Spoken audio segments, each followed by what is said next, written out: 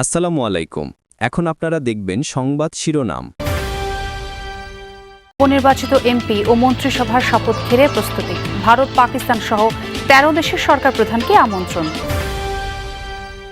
৩২ আসনে ভোট পুনর্গণনার দাবি ১১ দলীয় জোটের ইসিতে আবেদন।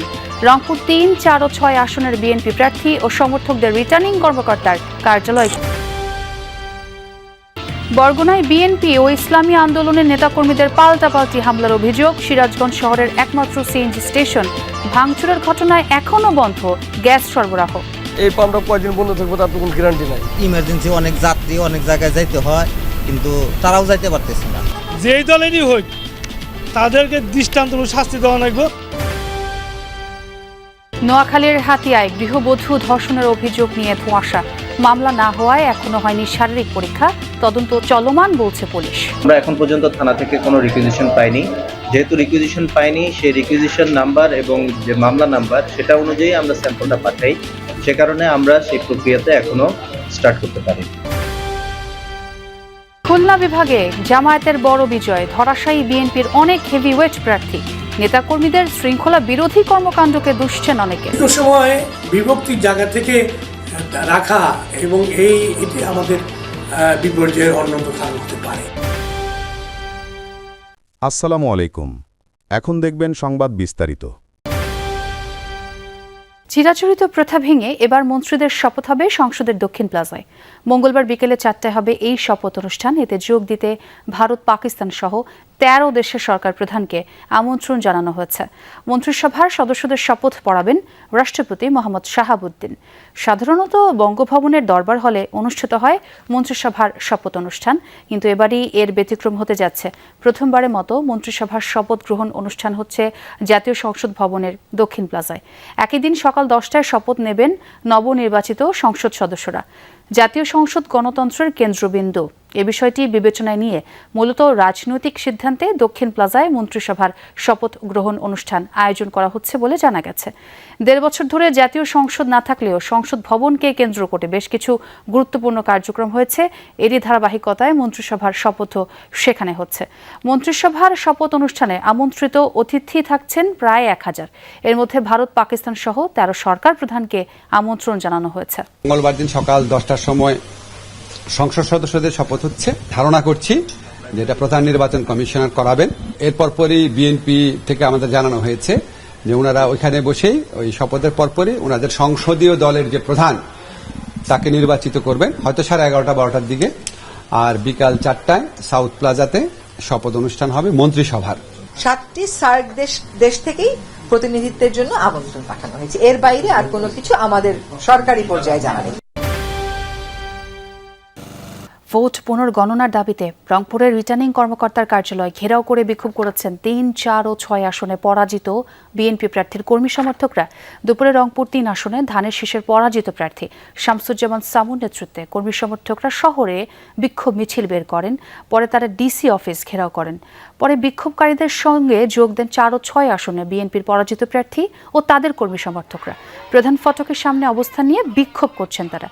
বিএনপি নেতাকর্মীদের অভিযোগ, ডিসি, এসপি সহ প্রশাসনের সহযোগিতায় এনসিপি এবং জামায়াত শিবির ফলাফল ইঞ্জিনিয়ারিং করে ধানের শীষকে হারিয়ে দেওয়া হয়েছে। আর ভোট পুনর্গণনা না হওয়া পর্যন্ত আন্দোলন চালিয়ে যাওয়ার ঘোষণাও দেন বিক্ষোভকারীরা। পরে রিটার্নিং কর্মকর্তার সাথে সাক্ষাৎ করে ভোট পুনর্গণনা লিখিত আবেদন জমা দেন প্রার্থীরা। বিভিন্ন অভিযোগ থাকলেও শপথ অনুষ্ঠানে অংশগ্রহণ করবেন ১১ দলীয় জোটে নির্বাচিতরা। একই সাথে সংসদ ও রাজপথে থাকবেন তারা, জানিয়েছেন জামায়াতে ইসলামের সহকারী সেক্রেটারি জেনারেল হামিদুর রহমান আজাদ। দুপুরে নির্বাচন কমিশনের ভোট গ্রহণ, গণনা ও ফলাফল ঘোষণায় নানা অনিয়মের অভিযোগ জানায় ১১ দলীয় জোট। ৩২টি আসনের পুনরায় ভোট গণনার জন্য করেছে আবেদন। কমিশনের সাথে বৈঠক শেষে গণমাধ্যমকে হামিদুর রহমান জানান, ইসি কোনো ব্যবস্থা না নিলে আইনি পদক্ষেপে যাবে জোট। দাবি করেন, বড় ধরনের ঘটনা না ঘটলেও নির্বাচনকে প্রশ্নবিদ্ধ করার মতো অনুষঙ্গ ছিল। তড়িঘড়ি করে গেজেট প্রকাশের পেছনে অন্য কোনো কারণ আছে কিনা তাও খতিয়ে দেখা প্রয়োজন বলে মন্তব্য করেন তিনি। বিভিন্ন জায়গায় সহিংসতার ঘটনার প্রতিবাদে আগামীকাল রাজপথে প্রতিবাদ সভা ও বিক্ষোভ মিছিল করবে ১১ দলীয় জোট।